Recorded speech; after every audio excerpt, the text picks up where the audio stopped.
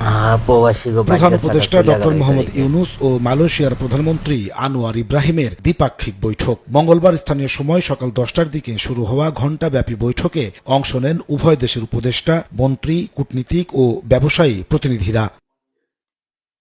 Doctor Mohammad Yunus ও আনোয়ার ইব্রাহিমের উপস্থিতিতে উচ্চশিক্ষা সহায়তা, কূটনৈতিক প্রশিক্ষণ বিষয়ে 3টি বিনিময় নোট এবং প্রতিরক্ষা সহায়তা, প্রাকৃতিক গ্যাস সরবরাহ, হালাল ইকোনমি সহায়তা ও অন্যান্য ব্যবসা সহযোগিতা বিষয়ক 5টি সমঝোতা স্মারক সই হয়। এতে স্বাক্ষর করেন উভয় দেশের প্রতিনিধিরা।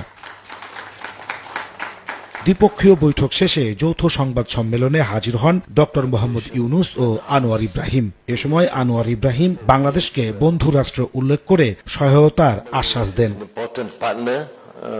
আগামী বছর ফেব্রুয়ারির মাঝামাঝি বাংলাদেশ নির্বাচনের জন্য প্রস্তুত জানিয়ে প্রধান উপদেষ্টা মালয়েশিয়ার সহযোগিতা কামনা করেন। বলেন, নির্বাচনের মধ্য দিয়ে বাংলাদেশ স্বাভাবিক গতিতে ফিরে যাবে। We restored institutions to function within just about a year. So now we are ready for election. So we'll be holding our election in coming February, middle of February, to elect a new government so that we can go to normal running of the country. So there we need lots of support, and we are looking forward to Malaysia's support. Always we bank to them.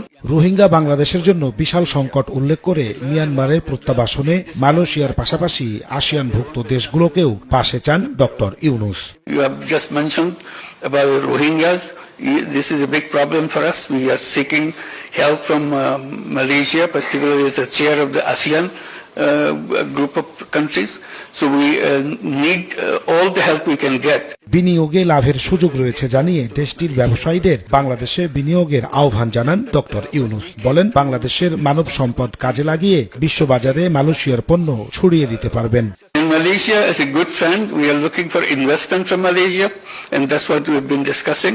We are open for business. Bangladesh has a tremendous opportunity. It has its own human resources that we can offer, and also technology that we can offer in Bangladesh, so that you can invest in Bangladesh and sell your product to the rest of the world.